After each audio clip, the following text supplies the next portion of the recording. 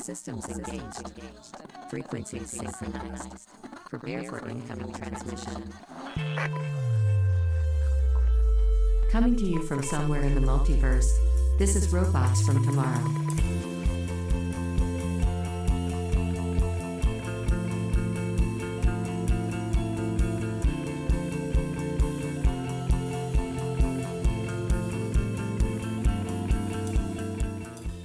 This show is available on Apple Podcasts, Spotify, YouTube Music, and is always your podcatcher of choice. For the full archive featuring over 800 episodes of comics and comics-friendly content like interviews, book discussions, and freeform tomfoolery, please go to robotsfromtomorrow.net. Here is your host, Greg. Hello, and welcome to Robots from Tomorrow. My name is Greg. Thanks for joining me. I come to your podcast feed today with good tidings. Not just a fun chat with cartoonist Rick Parker about his latest book drafted, but some good news about the show as a whole. Today's episode is the first of 5 weekly episodes that will come out every Thursday between now and October 2nd. After that, Robots will be on a bi-weekly schedule for the rest of the year and the foreseeable future. I can say this because the Robots and I here at headquarters, somewhere in the multiverse, have been hard at work planning and executing those plans to bring you all the show on a more consistent and sustainable basis. Here's what we have lined up so far. Next week, September 11th, just 2 days before this year's Small Press Expo in Bethesda, Maryland, will be a chat with Ricky Miller, the co-publisher of Avery Hill Publishing and a perennial exhibitor at the show. I'll also be there that weekend, so if you happen to recognize my voice among the din and the clatter, please feel free to say hello. On September 18th, we'll be posting another Shelfbound episode, this one covering Crisis on Infinite Earths, with ex-Multiversity Grand Poobah and friend of the show, Brian Salvatore. We actually recorded that a year ago, so there will be a few 2024 references in there, but the episode itself does not have an expiration date and is still fresh and safe to enjoy. Then, on September 25th, we have the Cobra's Last Round panel from this year's Heroes Con in Charlotte, North Carolina. Creator Michel Fife and I had a blast sending off his band of mercenary misfits in style with some good talk and revealed truths. Finally, October 2nd brings you the Lettering, Drawing in a Different Way panel from last year's Heroes Con. This one turned out to be one of my favorite panels ever, and I don't say that lightly. It had the aforementioned Rick Parker, John Workman, Kevin Nolan, and Steve Oliff. And if you're asking yourself why coloring guru Steve Oliff would turn up at a lettering panel, turns out he actually has a connection to the craft. This talk has it all. Laughs, stories, shop talk, history, a real gem that I'm thrilled to be able to finally present in a proper format. After that, things calm down slightly, but there are solid plans for October to see the shelf-bound return of the Best Bronze Age Batman Stories series with Vince Ostrowski, as well as a spotlight on some guy who draws Japanese rabbits with swords. November is looking like it might include some Tim vs. Justice League content, and it would be a huge crime if I let 2025 wrap up without having at least some kind of episode celebrating the 50th anniversary of Chris Claremont starting his X-Men run, so November might be the month that you see that as well. That should give you folks at least some idea of what we're working on here at HQ, but for now, let's get right into today's episode, my talk with cartoonist Rick Parker about his autobiographic novel, Drafted.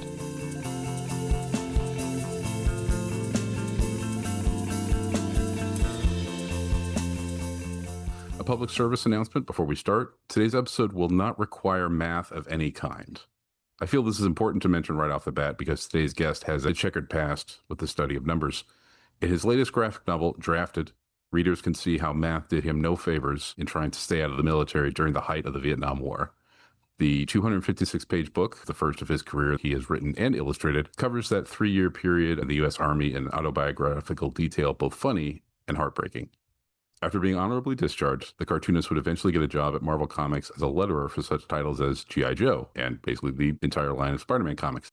In 1994, he took on full cartooning duties for the Beavis and Butthead series for Marvel, producing 28 issues of humor in that particular vein until the title was unceremoniously canceled in 1996. Later works ranged from books at Papercutz to work at the Morgan Stanley Creative Services Department and other spots in between. I'm sure we're going to have a lot to talk about given my guest's career because today I'm talking with cartoonist Rick Parker about his book Drafted, the career leading up to it, and hopefully a little bit of what's coming up next. Fingers crossed, there will be no math. Rick, how you doing? Yeah, great. It's great to talk with you, Greg. Yeah, this has been a long time coming, mostly on my part, so I'm glad we can sit down and talk about the book, which I just reread this morning, getting ready for this. It's good. It's really good. I don't mean to sound surprised. Okay, I meant to sound enthusiastic. It's okay to be happily surprised, I think. Oh, yeah. Let's go ahead and start talking about it. When did you start thinking about doing the book? Well, I started thinking about I'd like to do something of my own creation about maybe 30 something years ago. I was still working full time or more than full time actually for Marvel Comics. And I didn't really take the opportunity to do something of my own creation until after people stopped hiring me to work for them. Sometimes not being employed by others could turn out to be a really good thing for you. Look at it as an opportunity to do something you hadn't been able to do before because you were so busy working for somebody else. And so it was about 2013. The last thing I did was the lettering for Neil Gaiman's book, American Gods. It's Hmm. a 28 issue series drawn by P. Craig Russell, great artist. And when that job ended, that was basically it. I don't think anybody ever called me again after that. Not because my work wasn't any good.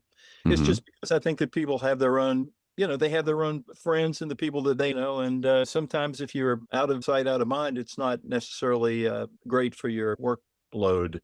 I'll put it Hmm. to you like that. Hmm. But it turned out I'm very glad that I didn't have any work because I got to concentrate on something that I really enjoyed working on. And I was surprised at how much I liked it. And I had a few indicators early in my career at Marvel that perhaps I could do something other than letter comic books. But I was not a superhero fan. Hmm. I grew up a little skinny kid. People are always picking on me. And muscular people with superpowers, I could not relate to it. I was also about 16 years old when Spider-Man came out in 1962, I believe. And by Hmm. that time, I had stopped reading comic books. I had read comics, newspaper strips, Mad Magazine, EC Comics, Uncle Scrooge Comics, Classics Illustrated, and stuff like that. A lot of horror comics and seen a lot of horror movies when I was a kid. But I guess when I was about 15, I was thinking more about maybe girls. Hmm. Yeah, you were outside of the target age for the capes and tights. You've got this urge to start doing something of your own. Your phone stops ringing. You're no longer distracted by other opportunities. You have time to really work on your own thing. What made you look to your own life rather than something fictional? Well, when I first saw Harvey Picar's American Splendor comics in the mid 80s, it was kind of an eye-opening experience for me. I realized, and I'd been working at Marvel for 7 or 8 years at that point, Hmm. and it was the first time I realized that comics can actually be about something other than superheroes. It could really be about anything you want. And Harvey was doing autobiographical stories. Hmm. You know, and I thought, this is great. Maybe one day I could do something like this because I thought so far I'd had a pretty interesting life. And when I was in the service, when I was 19, 20, and 21 years old, there were many times I remember thinking to myself, this is unbelievable. I'm going to have to tell somebody about this one day. I'm going to have to write a Hmm. book about it. I Hmm. didn't know it was going to take me 50 years and it would be a great big comic book. Comics are a great way to get across information, whether it be fictional stories or instructional stuff. I mean, when I originally heard that this was going to cover your time in the service, I was thinking, oh, there is a nice, I don't want to say parallel, but the first thing that popped into my head, which isn't necessarily the subject matter particularly, but the Will Eisner, I want to say PS Quarterly or something, like he spent a couple I of saw years. his work. 1968, Hmm. remember being in the motor pool and Hmm. seeing one of these, I can't remember the name of it, something like preventive maintenance. Hmm. It was telling soldiers how to maintain the army vehicles and trucks and jeeps and things like that. And he did it with pictures, which I thought was really kind of interesting. And I liked his work. It was very appealing to me. And Hmm. but that's the first time I remember actually seeing Will Eisner's work. I'm sure I must have seen it earlier, in my childhood.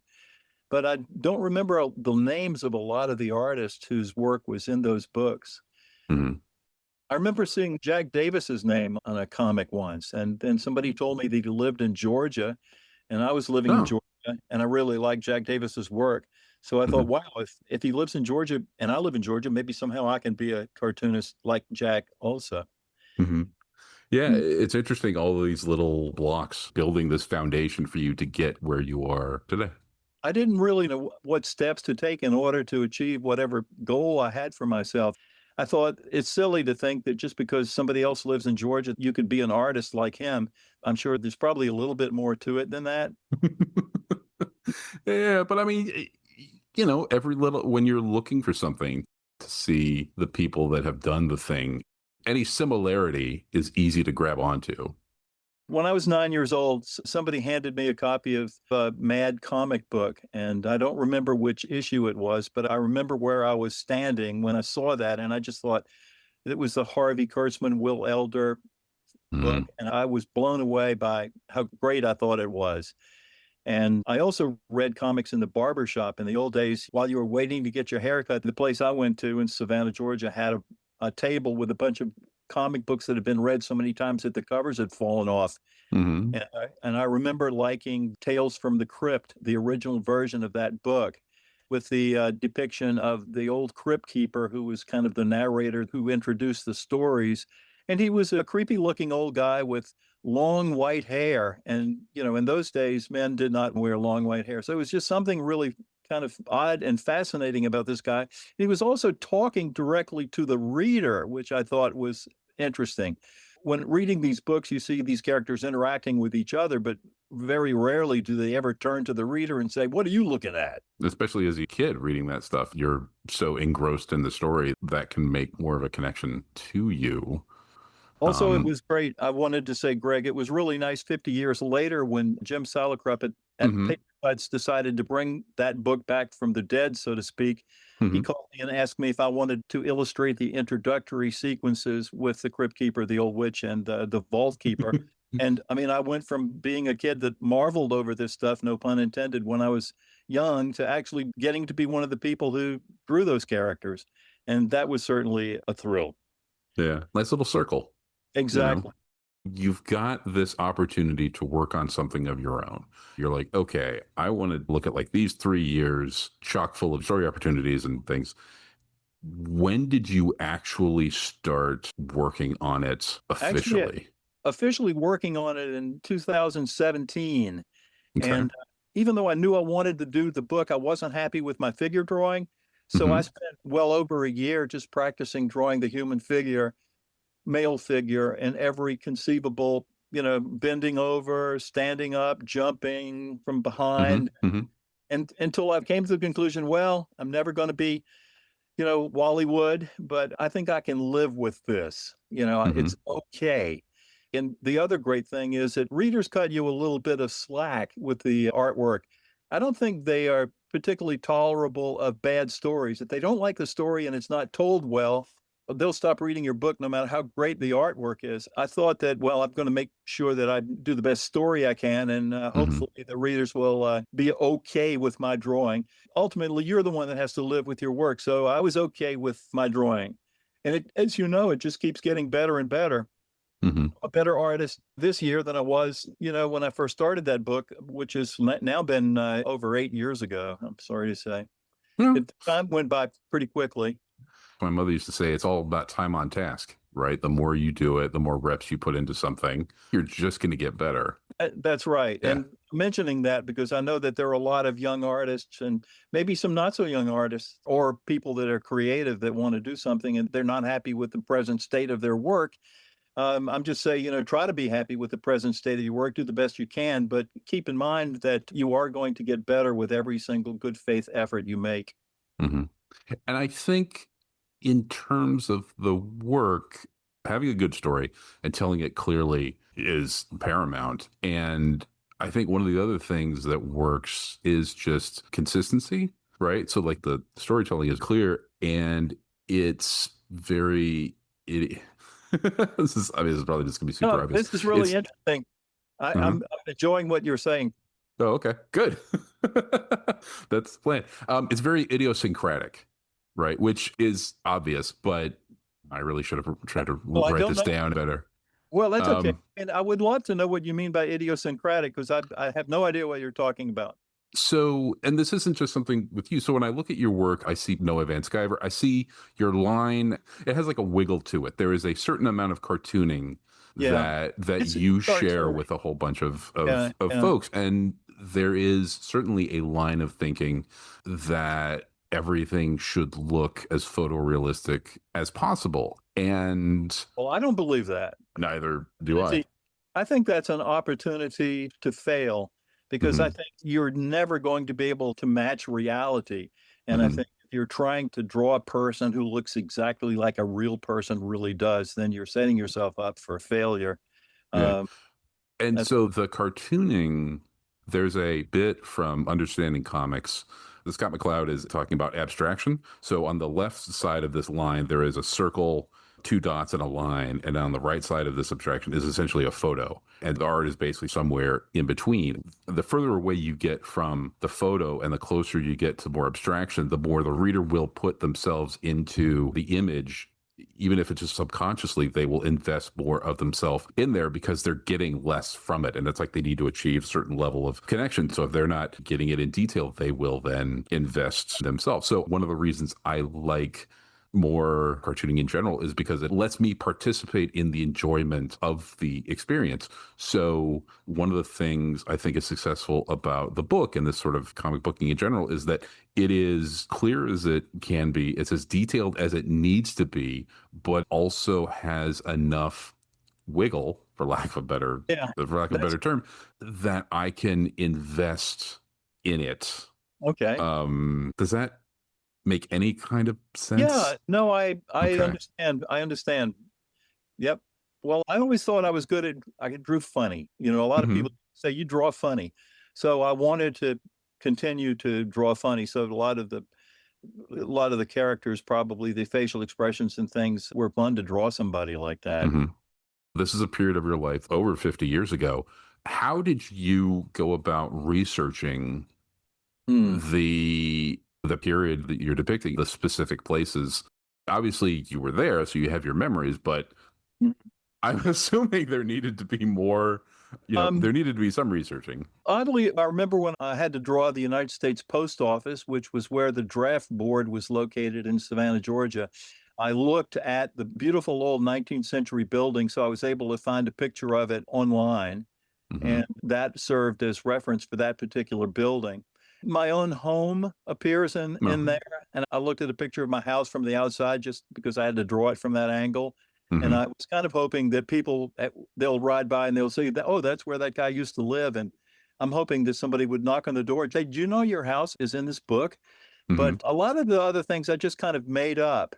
I don't know if everybody is like this, but I think I've got a really good memory, not a photographic memory, but I can see things very clearly in my mind going back to, my childhood. Hmm. And I've always, drawn. So, the drawing part was, I realized I want to be an artist that draws pictures when I was about 7 years old. Hmm. So I had lots and lots of time to practice. These stories have always been with me. These are Hmm. things that I've never been able to forget. And I've also told people about them. After I got out of the army, I talked to my parents, I talked to my cousin, I talked to different friends and I've actually told these stories and to so many people over the years that finally it was writing them down became pretty easy because I'd already Hmm. told them 100 times. Hmm. And then, Yeah. once it's written down, then you're gonna, well, how would this be, with words and pictures?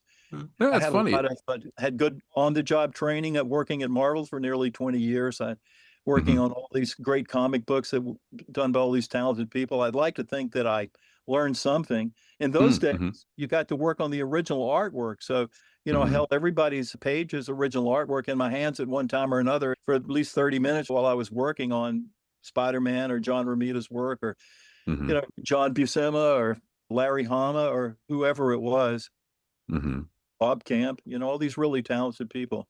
Yeah, it's funny. You basically have been workshopping this book for decades, telling people about this part or that part. So it's really interesting to look at it and see, this as being the culmination of such a long I process. like doing research. I want to spend my time sitting at my drawing table. I don't want to be, in a Hmm. library or online looking at things that would be difficult to draw or doing a lot of research. I'm just not somebody that Hmm. likes to do a lot of that kind of stuff. I'd rather just be a cartoonist. So let's talk about that part of it for a second. You've decided you're going to do the book. You've got this stuff in your head. How much work does Rick Parker, the writer, do before Rick Parker, the artist, starts drawing? Do you write yourself a script? How does My that work? Well, my particular method is it works for me. And what I always tell people is that there's no one way to do something. You have to find out what works best for you. What Hmm. works best for me is, first of all, I have an idea about something that I want to do a story about. And then I grab a legal pad and a pen that's really smooth and easy to write with, or a Hmm. soft lead pencil, and I just start scribbling out my thoughts roughly onto a yellow legal pad as quickly as I can. And then once I feel like I've run out of gas here, I will take that scribbling and I read it over, and then I will go to something like Google Docs and type up the things that I've written so that it's now highly legible, and I've Hmm. got, and then I can number each Hmm. section. Well, this comes first, and I'll put a one here, and then and then after that, this would be another action or another view. This could be number two, and break it down that way. And then I will start with little thumbnail sketches of what the page might look like, and those might be just maybe 2 or 3 inches tall by an inch and a half wide. You can divide it into panels. I Hmm. don't get too creative with a panel, with the division of the work on the page. Some artists really go crazy and they try to have all kinds of figures darting here and there. But I Hmm. remember Denny O'Neil at Marvel Comics one time talking about the page is like 6 inches wide by 9 inches tall that the readers are looking at for the most part. So, you can't have the pictures too small. So, what a lot of the books that Denny edited would have maybe 6 panels divided into, panel one and then a border, panel two. Then you go down beneath panel one is panel three, beneath Hmm. panel two is panel four, and then you have panel five and six. You can also have the page divided into one third. So it's a top third, middle third, and bottom third, and use the entire width of the page, which is Hmm. generally draw about 10 inches wide by 15 and a quarter inches tall.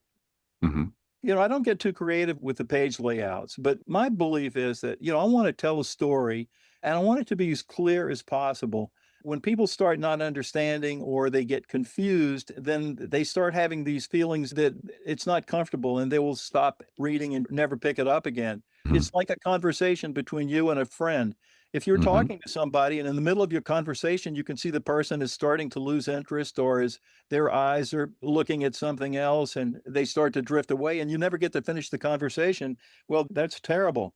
I try to find ways that I can keep people interested, and you can do it with the pictures. Sometimes you can do it with certain words. You can suggest things, in the panel that you don't even refer to. That just keeps holding the interest of the reader so that they will keep reading the story. One of the things that really had a big impact on me when I was lettering comics for Marvel in about 1981, John Romita walked into the bullpen and just gave me the Spider-Man strip to letter. He didn't ask me if I wanted to do it. I guess that would have been a stupid question. I was under the impression it was written by Stan Lee. Recently, I read somewhere that they were suggesting that he had ghostwriters doing the Spider-Man strip, but I Hmm. really loved it. There were this daily strips. I couldn't wait to pick up the next one to see what was happening next. Then Hmm. I realized I am hooked. And I'd like to think that I learned, the storytelling. I'm sure I learned a lot from being able to work on the pages of, everybody from Herb Trimpe to Gene Colan to Todd McFarlane or Bob McLeod or whoever the artist was. Walter Simonson, a lot of really talented people in Wow. comics at that time. Howard Chaykin, a lot of talented artists. Yeah, in terms of things that prepare you for this, obviously you didn't go to school for comics, but in some ways working at Marvel had to have been a, Well, very long-term comics I, education. I do think in a way I did kind of go to school in comics, but my school was my own on-the-job training. Hmm. Hmm. My grandmother had fallen and broken her hip when I was 3 years old. And Hmm. so she was in my house, or I was in her house for the rest of her life. And when I was a little kid, even before I could read, she was born in the 1880s, around the turn of the century when these comic strips by Winsor McCay and all of these other one, Oh yeah. she was really hooked on comics. And so she loved comics and she was reading the comics to me in the newspaper. And I'm sitting next to my grandmother and looking at the pictures, even though I couldn't read, and she's reading them to me. And Hmm. I think that was a great education. And later on, when I got to read them myself, that was to continue the education. But I wanted to be a fine artist. I wanted to be somebody that painted pictures or maybe made sculpture. It wasn't my goal to become a person who told stories with pictures and words. I gradually fell in love with the art form. And then you want to do something of your own after seeing all this great stuff that's been done by other people. Harvey Pekar really inspired me, I think. Hmm. And I was fortunate that I did get to work with Harvey Pekar in the last year of his life. Dean Haspiel sent me a story to illustrate that was written by somebody, and Harvey had chosen this person as the winner of the contest. And her reward was that her story was going to get turned into a picture story. And they asked me to do it. It was kind of funny. Dean Haspiel said, I apologize, I can only pay $85. I thought he was talking about $85 a page, and this was like an 8-page story. Hmm. I was used to getting a few $100s a page, when I was working at Marvel. Hmm. Anyway, I turned the whole thing in and I sent him a bill for $600 or $700, and he called me up and he said, "Rick, I hate to tell you, but it was $85 for the entire story." So I Hmm. thought that was funny. I'm sure he was glad you found it funny. Well, That was, people need to keep in mind that lots of things that artists do, and there are lots of artists who are very talented who spend their entire life doing their work and they never make a dime. I don't think that people should go into art because they're interested in the money. no. I was shocked at how much money I could make lettering comic books for Marvel. Hmm. And I remember reading that, Vincent van Gogh never sold a single painting in his entire lifetime, and was basically his brother loved what he was doing, and his brother was a successful hotel man who really helped subsidize Vincent's meager lifestyle. But what the reward for me is, I just love doing the work. I mean, I love being able to use my imagination Hmm. and creativity and the drawing skills that you learn. And I never really thought of myself as a writer, Greg. But Hmm. in 2013, when people stopped calling me, I decided I have this thing with blogs became popular. So I got a blog and I just started writing about my life. I'd had an interesting life, and I discovered that I really love writing, and the stories just came pouring out. I mean, it took me over a year, and I'd spend 6 or 7 hours a day, writing about something that happened to me in my childhood. And Hmm. it felt really good to get this stuff out. And Hmm. I thought, wow, I didn't realize that I could do this. But I wanted to say, Greg, Hmm. I want to say that I believe that everybody has what it takes to be successful at whatever it is that they want to do. And the reason I'm saying that is because I think there are a lot of people who are stopped from achieving success because they give up too early, or they don't think they've got what it takes, or their work at that particular point in time might suck. But Hmm. if there's something which is important to you and you really want to do it, I think you should have faith that if you just work hard enough and you really want it bad enough, that you'll be able to pull it off. Yeah, both parts of that equation, believing in yourself, but also the working hard. No Yeah. substitute for hard work. Yeah. It's like, what's the trick? Well, you work hard for a long time. Oh, you And got it. yeah. I think I don't even know how whether it's even hard work, because one time somebody asked Bob Dylan, "Hey Bob, is it hard for you to write those songs that you write?" And he Mm-hmm. said, "No, man, it's easy." And I think it probably was very natural and very easy for him. And I think that what we should do as individual creative people is that we have to find out what works for you. How can you do it so that and you got to have a good time. It has to be fun. It has to be enjoyable. There have to be Mm-hmm. certain aspects of it that are pleasurable. I mean, a lot of times people say, "How come you don't work more on a computer or a graphics tablet or whatever? You draw on paper with a Mm-hmm. pencil?" Well, Yeah. one of the reasons I do it is because there's a sensual pleasure from the way a pencil feels on a piece of paper or a brush feels on a piece of paper. And, Mm-hmm. it's so direct. There's something, to me anyway, there's something lost if you were just drawing with your finger on an iPad. But the bottom line is, it isn't how you do something that really matters. It's what you do that really counts. It's not important how you did it. But I Mm-hmm. think it's important for an artist to find a way that works for them. It's almost the hard work isn't the work that you're doing. Maybe for somebody who is very artistically inclined, their hard work can be all the other work they have to do in their life to give themselves the opportunity to spend that time at the table or doing whatever. Maybe when Bob Dylan works hard, it's because writing the songs comes easy, but he needs to make sure he manages his career well enough so that he can do, well, I guess he gets a manager to sort of do that. But it's all the stuff around the actual thing that Well, can be hard and that people maybe don't take into account. Well, it's difficult. Everybody needs money. You have to be able to Hmm. balance between the work that they do to keep a roof over their head and their own creative work, which may not pay anything, but that's a part of who they are. And they're not really going to be happy and fulfilled unless they're doing that.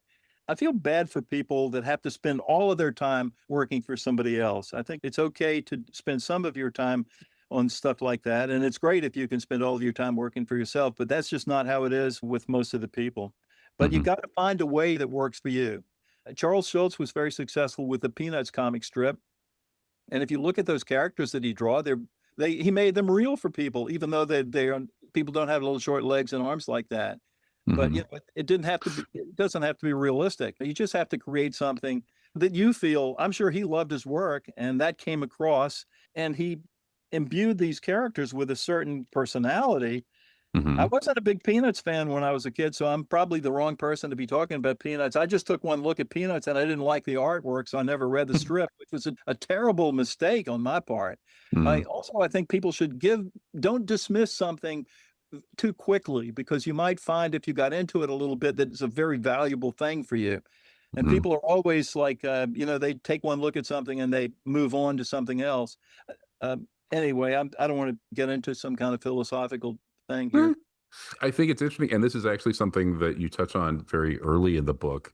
You're looking at the comic strips and you're identifying how people in the comic strips had to be based off of real life. This comic strip about Henry or whatever looks just like Right. the kid that lives next door or this or that. That's right. So it's like you as a kid, because of this cartooning that you're seeing, you're investing part of yourself into this work, and you're saying, oh well, this now connects to this thing next to me, and Nancy looks just like my cousin, or I was I can't tell you how disappointed I was when I realized that these things are figments of somebody else's imagination, and Nancy is not my cousin, and Henry is not the little boy that lives next door. The lady from Maggie and Jigs or Bringing Up Father or whatever it is not, based on my aunt. And I still, to this very day, when I see people, I often think of comic strip characters. Sometimes you can't tell the person, hey, you remind me of Boris Karloff Frankenstein. You yeah, can't yeah. say that to people, but I see connections. I see Hmm. connection and between things. And Yeah. I think that's really interesting to me, seeing how everything is connected, everything Hmm. is related to everything else. Yeah, I think that's something we do just as people. Like we all do it to one degree or another, and it's always interesting, like the connections that one person will make that another person will be like, "What the hell? How did you go from this to that?" Whereas to the first person, it's super obvious. How can you not see that connection? So I find that it's always fascinating to hear. I didn't see a lot of the connections that most people see. I mean, this Hmm. is one of the reasons I think I gravitated towards something where I'm autonomous. Hmm. I don't like working for other people, having other people tell me what to do, and I don't like telling other people what to do. And a Hmm. lot of times think people will say something to a group of people, and I'll be the only one there that doesn't really understand. Yeah, So I gravitated toward the type of work where I'm autonomous. yeah. Did your time in the army reveal that to you, Well, or going into it, you're just being like, "Oh, this is not going to work because Well, I don't the like doing Army that." the Army was a great experience for me. I had been a Boy Scout for a few years when I was a young teenager, and I think that really helped me a lot. I Hmm. took ROTC when I was in high school, which I think helped me a lot with preparation for actually being in the Army. But the thing that really helped me the most was being around so many other people. I was an only child. I was a shy kid. I didn't have a lot of experience with other people. I didn't think I had a lot of friends. So being in the Army was the first time I was surrounded by bunch of guys that I liked and who seemed to like me all right, and they were stuck with me. So we, got to have a bunch of friends. In the Army, you are pushed to your limit. And I Hmm. don't think most people, if left to their own devices, are going to try to push themselves to the limit. That some people who are interested in, say, running, for example, they want to run a race and have a good friend, Alan Joyce in Savannah, who's one of the top people in his age group. I'm sure he loves the fact that he's capable of doing these things.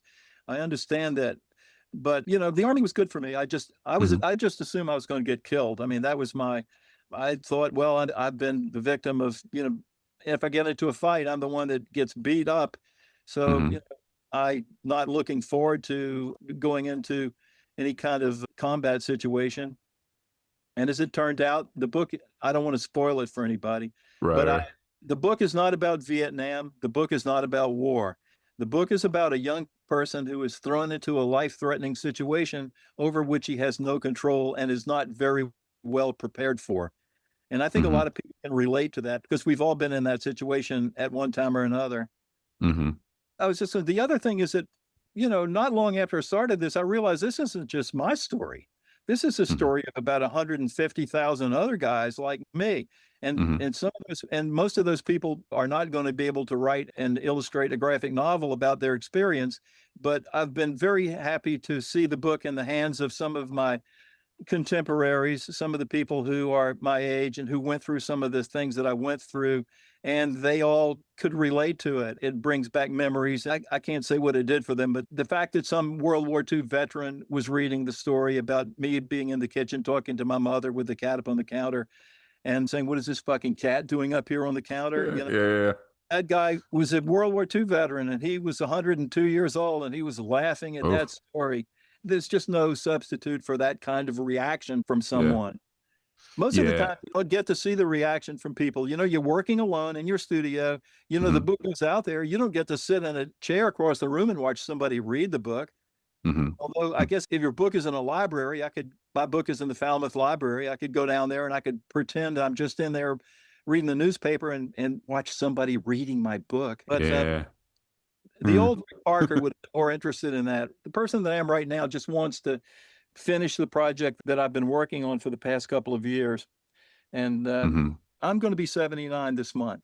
And Mm-hmm. it's nice that when the rest of you is falling apart, Greg, it's nice that there's still one part of you which is getting better. And Mm-hmm. I can see that my artwork is getting better. Plus, Greg, I would like to Mm-hmm. say that I had my cataracts removed about 2 weeks ago, and it's changed my Whoa. life. It's a miracle that, there's nothing like having great eyesight if you are Uh-huh. a visual artist. And Oh yeah. I didn't realize that somebody had turned the lights down on the world that I was living in. And that just makes it that much more enjoyable to can't wait to get to the drawing table so I can start working on something and I can actually see what I'm doing, which is really nice. Wow. Wow, Anyway, wow, wow. A couple of things. It doesn't surprise me that there's been such a good reaction to the book for one particular reason, and I really should figure out who actually said this. But of course, I haven't done that. I think the quote is like, in specificity, there is universality. So your story is incredibly specific to you, but anybody who reads it can see the absurdity and the commonality of the situation with whatever their situation is. So I certainly think among veterans, right?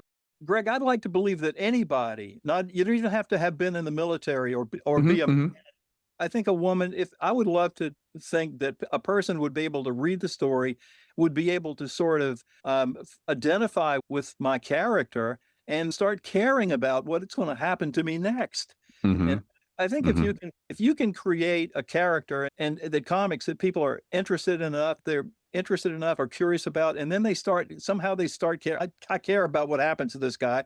That's going to keep you turning the pages. And mm-hmm, also, they can relate to it. I try to be honest about what I was thinking and feeling in the book. Human beings are naturally curious about how other human beings' minds work. And so I tried to show a little bit about how my mind works and what my feelings were about certain things, because I think that people like to compare their experiences of life with your experience of life or mm-hmm, vice versa. mm-hmm, And the comics is a great medium for doing that. It's not easy. It's hard. It's a lot of work, but it's what brings me a great deal of happiness and satisfaction. mm-hmm. Yeah, I think there's a reason. There's a reason comics are so good and so successful, but certainly like autobiographical comics. One of the reasons I like comics, especially historical comics or nonfiction comics, is that they can give you the sense of place and the sense of immersion that you can get from watching a movie. I'm not just reading texts that says you're driving an M1 tank. I can see you drawing yourself at the quote unquote wheel or the handles of this tank. So like I see how cramped it is. I don't have to see the word tank and then try and conjure it up in my head. Yeah, But I'm also not being pulled along at 24 frames a second. If I want to yeah, linger on that tank drawing for, a minute or two, if I want to let it wash over me, I can do that. I control how yes. I engage with this story, That you is know? That is a beautiful thing that you just said, because I think people need to think about the difference in between how they're getting their information. If you're watching television, you're sitting in a chair watching images move and you have no control over what's going to happen next, or in a movie theater. But in comics, you don't move on to the next panel until you're good and ready. And Hmm. I think that gives comic artists an opportunity to really connect with people, because they're Hmm. not going to move on or turn the page until they're finished getting the information that they want from the page that they're on. And I Hmm. think that's a very powerful thing. And Right. it turns the viewer of the material, or the person who's experiencing the entertainment, is not just a passive viewer. This Hmm. person Hmm. is involved with you. They're your partner. And Hmm. they're more a part of how the book is ingested than just sitting back there and having the thing flash before their eyes. Hmm.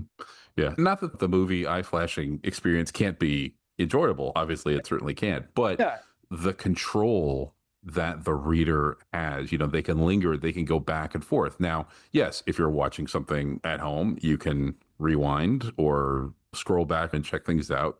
Sure. But it's just not quite the same Well, thing. I loved Mad Magazine when I was a kid, and one of the things that I loved was when Will Elder and Harvey Kurtzman were working together. Will Elder, who was a genius in his own way, used to think of funny things that he could put in the background, side Hmm. gags or things like that, that really didn't interrupt the flow of the story. And he put those things in there. I think Harvey loved it too. I'm sure Harvey loved it because Harvey was such a control freak. He wouldn't have had anything in any of the books that he didn't He think was was very great. particular. But that they call that chicken fat. And I love Mm. that so much that when I was doing Beavis and Butthead comic book, although I was not writing it, Hmm. I tried my best to illustrate the story that the writer had written. If I thought of something that I could add in the background or something funny, I would do it, because I don't want that reader to go into the next panel. I want to keep them reading the book as long as possible. I Hmm. think I think what's really nice is that, a book like Drafted is asking a lot, Hmm. because even though it was 3 years of my life in the Army and it took me 5 years to actually do the work, I just think it's wonderful that somebody is willing to spend 3 or 4 hours of their time reading this book when there are so many other things that they could be doing with their time. So Hmm. I'm very grateful to people who read my book or anybody's book. I think reading is obviously one of the great pleasures in life. And it's how we Hmm. find out what other people's life experiences are. You make it really easy to sit down and read that thing. Obviously, the And clear storytelling, but right from the jump, you're like, oh, this is a good kid. Let's see what happened with him. And oh, he's not doing well in school. it turns out I was lucky. I mean, Yeah, yeah, math got me drafted, I guess, not being good in math, and math wound up keeping me out of the infantry, I that's suppose. true. I told them that I had studied math in college, and they sent me to the artillery officer candidate school, which is better than going to be a platoon leader on the front lines. Hmm. Yeah, So, yeah. I guess I should ease up on the math a little bit. You well, know, no, it's funny. It's just funny. It's funny how one thing, leads to another in ways that hmm you might not ever expect. yeah. And luck plays a part. There's no Hmm. doubt about And that is one of the thing about working hard is that there is a certain amount of luck, but the hard work is so that you can be prepared when the lucky opportunity presents itself, right? It's luck that certain things line up and give you an opportunity to do something, but that. your hard work has hopefully prepared you for Well, that. I always tell Mm. people that you cannot rely upon fate or luck for your life to turn out the way you want. If you have something that you want to do, you are the only person who's going to be able to do that for Hmm. yourself. Nobody else can do it for you, and nobody else can stop you. If you want to become the greatest guitar player you can possibly be, the only person that can stop you from doing that is yourself. Hmm. So you've got the story you want to tell. You've sat at the drawing table. How does it get to Abrams? How does that book go from your table I think a to lot. them? There's so many things in life that depend upon having a good rapport with the other person. I Hmm. mean, when you choose somebody to be your partner in life, to be your wife or to be your husband, hopefully you've chosen somebody that you have a good rapport with.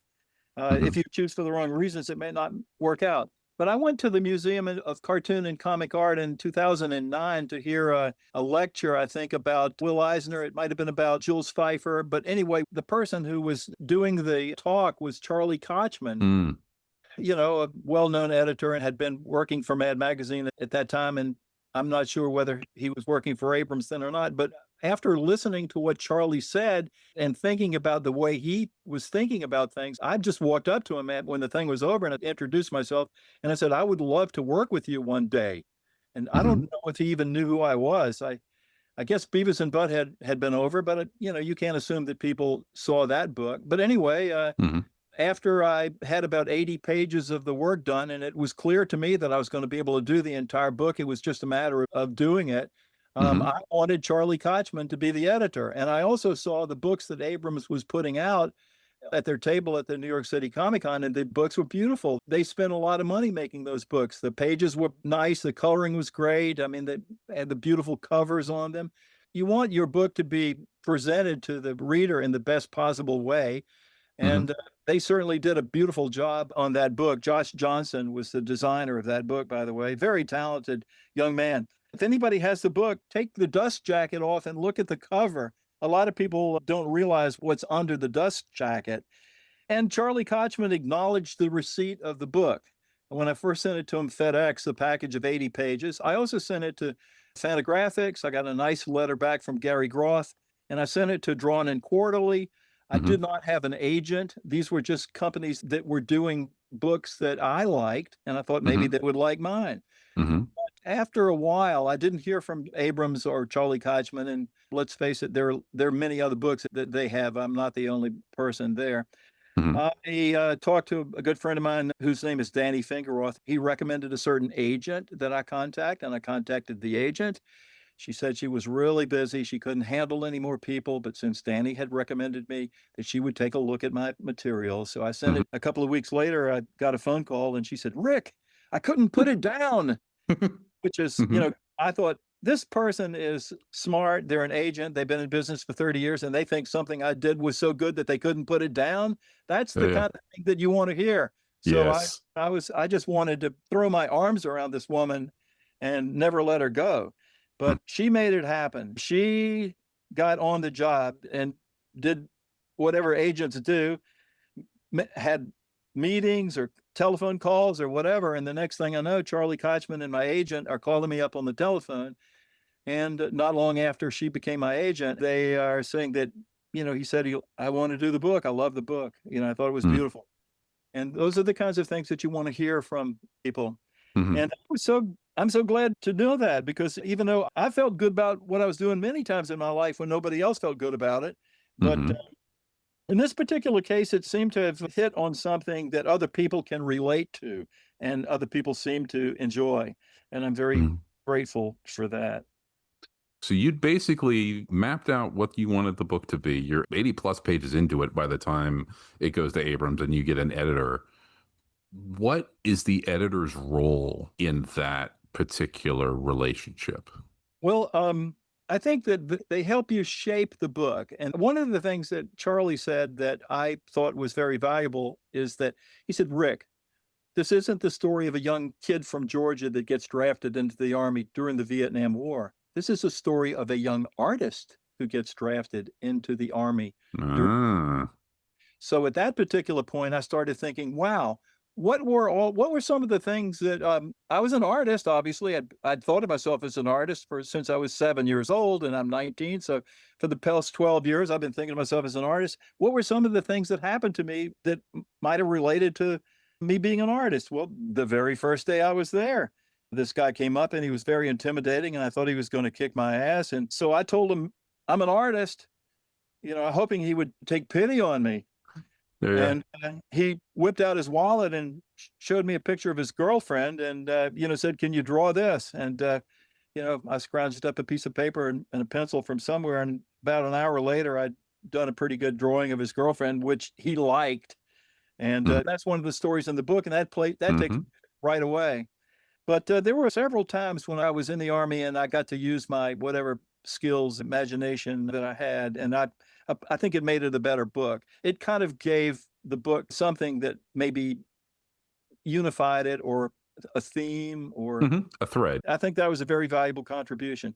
Also, the guy is a perfectionist, and every little thing that bothered him might confuse the reader. Even though there were gutters in between the panels, sometimes he was worried that when you read the bottom caption, you might move down to the lower panel instead of going to the right. All of those panels had to be, at Marvel Comics, we always just colored everything kind of a pale yellow. All the captions were always kind of pale yellow. But in my book, the captions are lots of different colors because that was our way of trying to keep people from their eyes to be led down. You know, you obviously you want people to read your book. You want them to read it in the proper sequence. But it was a great experience when he finally turned his attention onto my project. And he had many other books that he was editing.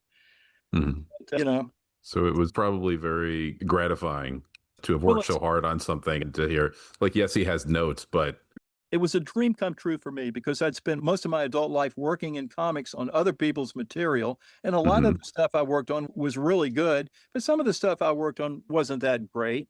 And in the back of my mind, I'm always thinking, gosh, I'd like to do something of my own creation one day. Finally, I realized what it was going to be, and I started doing it. And then I met somebody who I thought would be open to it or be interested in it. And this person worked for a company that produced a beautiful product. These books are beautifully bound, and for the guy to say, okay, I'll do it, and for it to actually become a thing, he handed me a copy of it months before it was available to the general public. And that's just it's a dream come true. Not too many things in life that work out like that, But anyway, it was certainly something that I think the greatest reward is doing the work itself. It felt really great to get that book finally done. But it's nice if other people like it.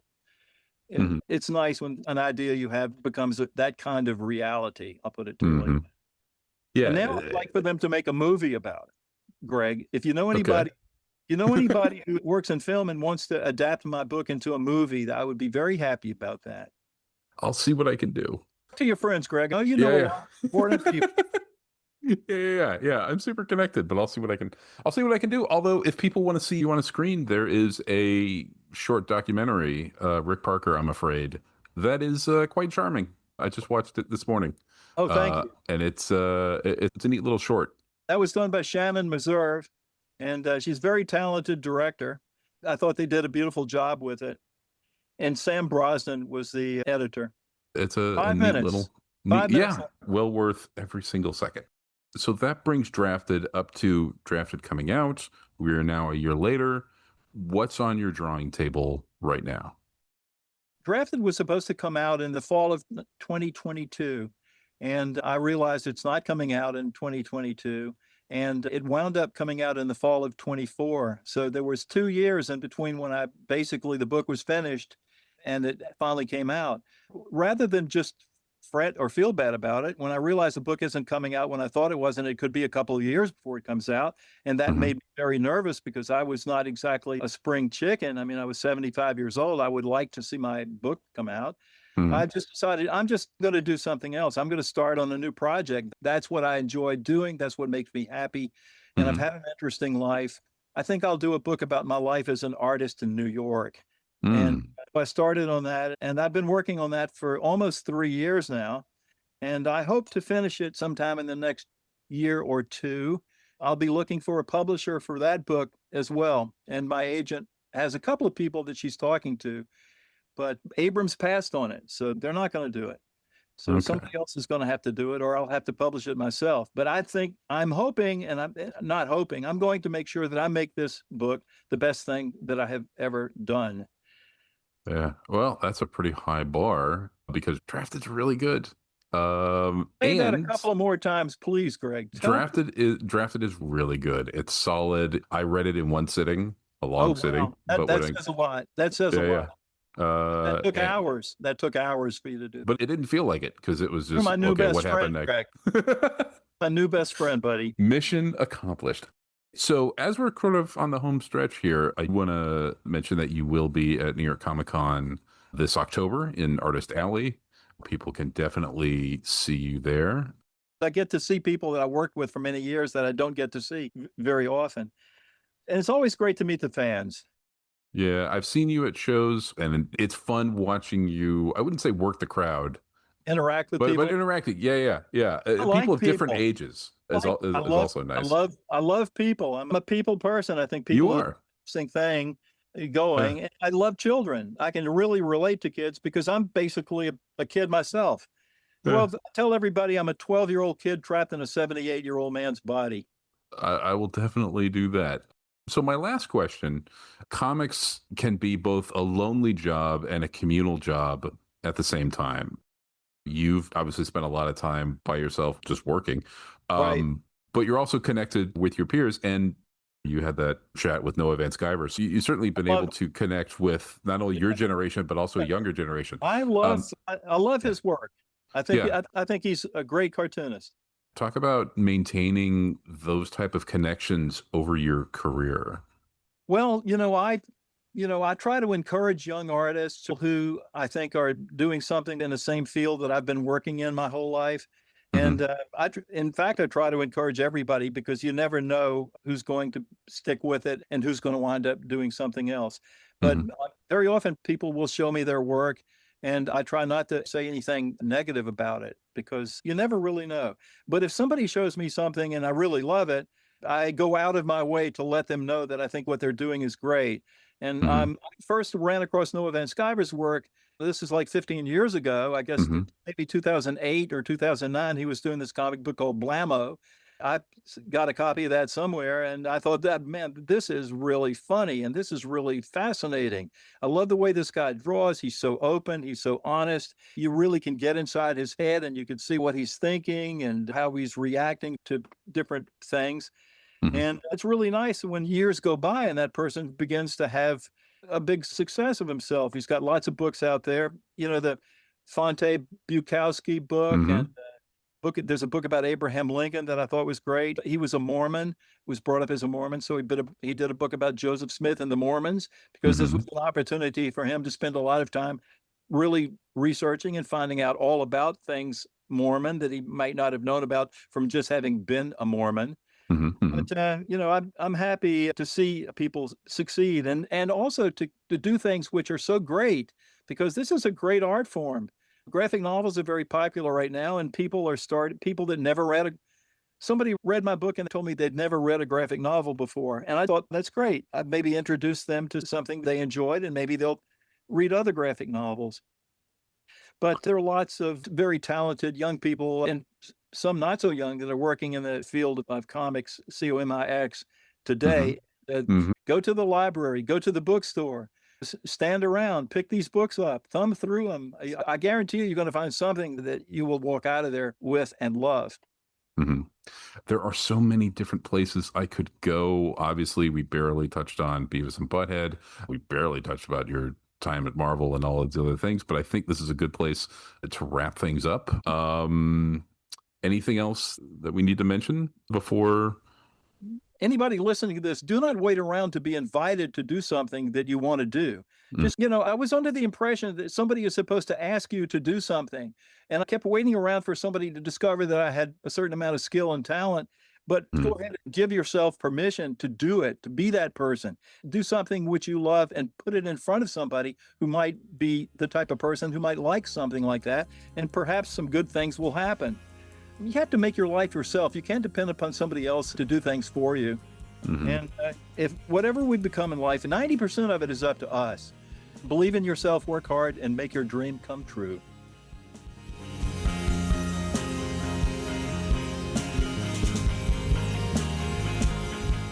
If you needed any reassurance that these conversations are not planned out in advance, I specifically said there would be no math in my introduction, and then Rick busted out fractions while breaking down how he handles page and panel layouts. Fractions, it turns out, are not just comic related, but they are math related. Ha, ha, ha. That said, I hope you enjoyed the show. Please feel free to like, subscribe, rate, and review the show wherever you are given the opportunity to do so. It really helps get us out in front of more eyeballs or earlobes, whichever the case may be. We will be back next week with Avery Hill's Ricky Miller to talk about not only his company, but the UK small press publishing in general, and Kit Anderson's latest book, Second Shift, in particular. Listen to the show and then head over to SPX next weekend to tell Kit all about how you are there specifically to buy her book because you heard about how good it is on the show. It's really good. So, until we meet again, my name is Greg. Stay safe, keep enjoying those funny books, and we'll catch you next time.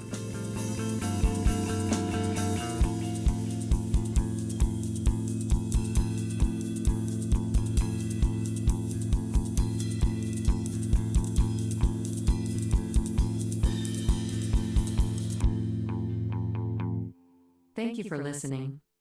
Systems disengaged.